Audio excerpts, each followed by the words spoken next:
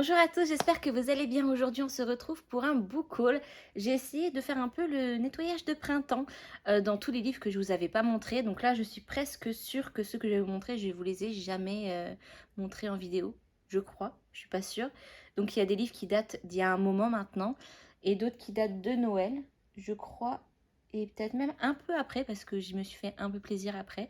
Donc voilà, je vais vous montrer ça tout de suite. Je vais essayer d'y aller du plus ancien au plus récent. Et voilà, je vous laisse avec la suite. On commence avec 3 comics, toujours sur le même thème, parce que quand j'achète des comics, c'est toujours sur Buffy contre les vampires. Donc là, j'ai trois collections différentes. Donc j'ai le tome 5 de la collection actuelle, on va dire. Je suis en retard, il me manque le 6, le 7 et je crois que le 8 va sortir ce mois-ci. Donc de toute façon, faut que je lise d'abord celui-ci, je les ai toujours pas lus. Je me suis un petit peu déconnectée de cette saga parce que bah elle n'est pas aussi bonne que celle de base, donc voilà, j'ai un peu plus de mal avec celle-ci. Mais voilà, ça reste Buffy, comme j'aime à le dire souvent. Ensuite, donc je pense que c'est un one-shot totalement à part. Ça a l'air en tout cas.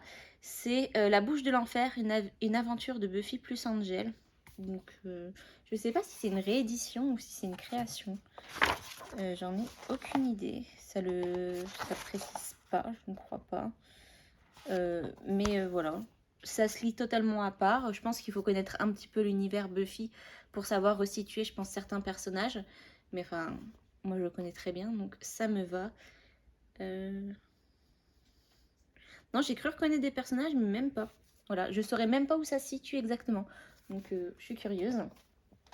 Et enfin, niveau comics, j'ai le tome 4 et c'est le dernier tome 4 de la saison 8 de Buffy. Donc ça, c'est la suite directe de la série. Et j'adore. Enfin, la tête qu'elle fait, je pense qu'il va y avoir du drama. J'espère pas trop. Peut-être pas trop se spoiler. Mais voilà. Ensuite, j'ai voulu redonner une chance au genre parce qu'il s'agit du coffret du tome 1 et 2 de la saga Ça, enfin de la duologie du coup Ça, par Stephen King. C'est vrai que j'avais lu un livre une fois. C'était celui de... Comment il s'appelle? Thomas Oldevelt, je crois, je sais plus. J'arrive pas à le sortir de dedans, ça commence très mal. Et du coup, j'avais pas trop aimé. Et enfin voilà, pour moi, ça venait du genre, pas forcément de l'écriture, parce que ça se lisait plutôt rapidement. Et je sais pas, ça n'a pas passé. Et je me suis dit, avant de dire non au genre, autant tester avec celui qui est réputé justement pour ce genre et qui a des coffrets qui ne laissent pas sortir ses livres. Ah, ça arrive, ça arrive. Voilà. Et voilà, j'ai voulu tenter la série Ça parce que j'aimerais bien regarder les films. Et comme je suis la seule à aimer regarder les films d'horreur ici, j'ai personne avec qui avoir peur. Donc si je lis les livres, ça va peut-être démystifier les films et j'aurai peut-être un peu moins peur. Donc on a le tome 1 et le tome 2 qui est un poil plus flippant. Voilà. Voilà, voilà. Ensuite, un peu avant Noël, donc quand je me suis remis vraiment dans les bouquins, j'ai eu envie de m'acheter plein de livres. Enfin, plein de livres, qu'on s'entende. Parce que ça faisait trop longtemps que j'en avais pas acheté et du coup j'ai fait un petit tour sur internet, donc chez Gilbert Joseph, et j'ai un petit peu acheté des livres qui sont dans ma wishlist depuis un moment et voilà, que ça me dérangeait pas de les avoir d'occasion, au contraire j'aurais fait des économies et puis j'aurais tenté. Donc j'ai beaucoup de débuts de saga, je crois que j'ai que ça. Donc on commence tout de suite par L'Apprenti épouvanteur, donc le tome 1. Il n'y a pas de nom de tome. Ok, donc par Joseph Delaney, attention, histoire à ne pas lire la nuit. Voilà, donc ça c'est pareil, c'est une vieille saga, une saga un petit peu culte dans le genre, je pense. Et bah voilà, il est peut-être temps que je la lise, que je la lise. Ensuite, j'ai acheté une duologie. C'est une romance, donc c'est Le Marchand de Sable par Gaïa Alexia. J'allais dire l'inverse, j'allais dire Alex Gaïa, mais non, c'est Alexia Gaïa. Non, Gaïa Alexia. Donc nous avons le tome 1. Je suis pas trop fan du tome 1, mais j'aime bien la couve du tome 2. J'adore la couleur, le bleu. Voilà, je les ai pris en poche. Ils sont assez petits. Ils sont floppy. J'aime bien quand des poches comme ça, ils sont floppy. On les abîme on les abîme moins facilement, je trouve. Voilà, donc j'ai pris cette petite saga, ça va se lire vite, je pense. J'ai repris un début de saga Bitlit, voilà. J'en prends plein, je les commence jamais. Mais là, on a le tome 1 de Nora Jacobs, Démarché, non. Démarché, c'est ce qu'on fait au téléphone. Donc c'est Démasqué par Jackie May. Voilà, j'ai vu qu'elle avait fait une saga un peu spin-off aussi à celle-ci. Je sais plus c'est laquelle. Mais je sais pas, la couverture me tente beaucoup. C'est un peu bleu-violet et j'adore ces tons-là. Voilà, je crois que c'est une histoire de renard. Eh bien, je ne sais pas. Voilà, je ne sais pas ce que c'est. Mais il me semble que c'est une histoire de renard. Ou peut-être de la magie. Je sais pas, en fait, c'est les yeux orange. Là, ça fait un peu renard pour moi. On verra bien.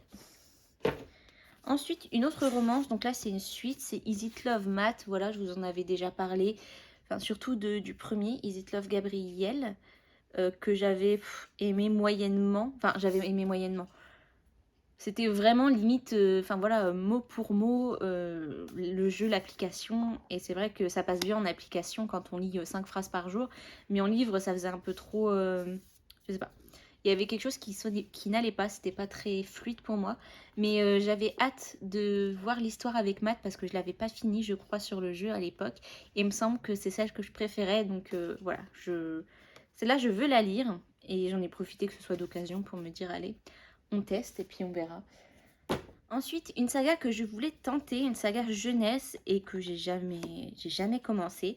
Il s'agit de Sherlock Lupin et moi, donc le tome 1, Le mystère de la Dame Noire, par Irène Adler. Donc Irène Adler, c'est un personnage du monde de Sherlock Holmes. Et je sais pas, j'ai très hâte.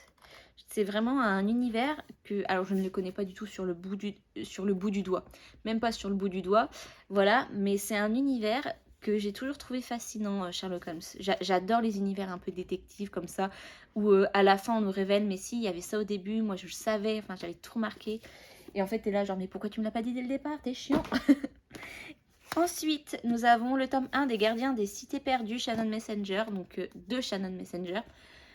Donc pareil, c'est un peu un classique dans le genre jeunesse fantasy que j'ai jamais commencé et que j'ai envie de commencer. Voilà, j'ai envie de lire un peu du jeunesse, voir un peu ce que ça donne.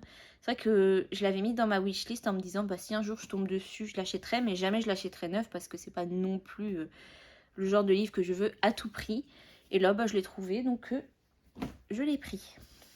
Et enfin, le dernier tome 1 de cette commande, il s'agit de Iskari, achat tueuse de dragons, de Kristen Sicarelli. Je sais pas si ça se dit pas comme ça, excusez-moi. Voilà, c'est le tome 1. Je voulais absolument cette couverture-là, parce que c'est ce qui matchait avec les tomes suivants.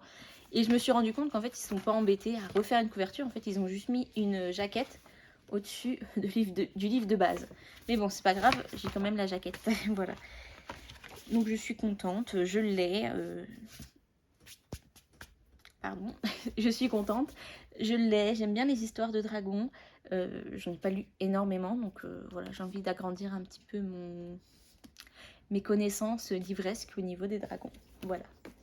Dernière ligne droite, on part sur des achats là que j'ai effectués après Noël. Donc j'ai le tome 6 du manga Demon Slayer. Voilà, je les achète quand je passe devant, je me fais un petit plaisir, je m'achète la suite. Et je me suis aussi acheté un palais d'épines et de roses de Sarah J. Maas en hardback parce qu'il est magnifique. J'ai jamais lu la saga, j'en entends, enfin voilà, souvent quand je vais sur des chaînes qui aiment bien la fantasy, c'est on parle de cette saga. Donc j'ai foncé, enfin je l'ai vu. Je me suis dit c'est Noël, allez je me fais un plaisir. Et voilà, je me le suis acheté et en fait je sais pas si j'ai hâte de lire ou pas.